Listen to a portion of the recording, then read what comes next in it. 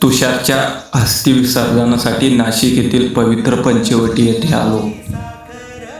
रात्री साधारण 11 वाजता आम्ही प्रवासाला सुरुवात केली होती आणि पहाटे 3:30 ते 4च्या सुमारास पंचवटी येथे पोहोचलो. त्यावेळी परिसरात फारशी गर्दी नव्हती.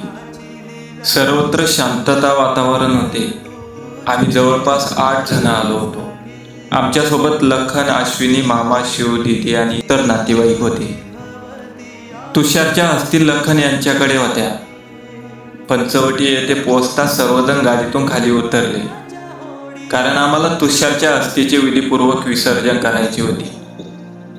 त्या क्षणी सर्वांच्या मनात तुषारच्या आठवणी दाटून आल्या. दुःख, आठवणी.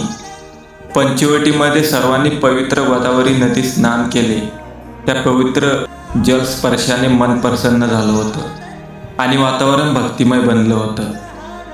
स्नानानंतर सर्वांनी तुषारच्या आत्म्याच्या शांतीसाठी प्रार्थना केली आणि पुढील विधीसाठी तुषारच्या अस्थीचे विधीपूर्वक पूजन सुरू झाले.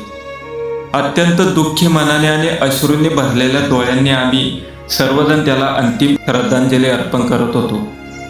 प्रत्येक मंत्रोच्चारासोबत तुषारच्या आठवणी मनात दाटून येत होत्या. मन जड झालं होतं, कारण हा निरोप कायमचा होता. तुषारच्या आत्म्यास शांती लाभो हीच ईश्वरचरणी प्रार्थना. निंबुरे येथे पोहोचलो आणि मामांच्या जवळ बसलो.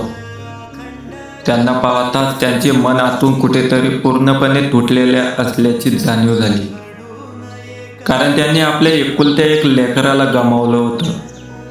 त्यांच्या मनातील वेदना किती खोल असेल याची कल्पनाही आपण करू शकत नाही. मामींच्या जवळ जाण्याची हिंमत होत नव्हती. त्यांच्या त्या डोळ्यातील दुःख आणि चेहऱ्यावरील वेदना पाहून मन हेलावून गेलं होतं. आपल्या काळजाचा तुकडा गमावल्याचे दुःख त्या शांतपणे सहन करत होत्या. त्या क्षणी त्यांना धीर देण्यासाठी शब्दही अपुरे वाटत होते. तुषार लवकर गेला.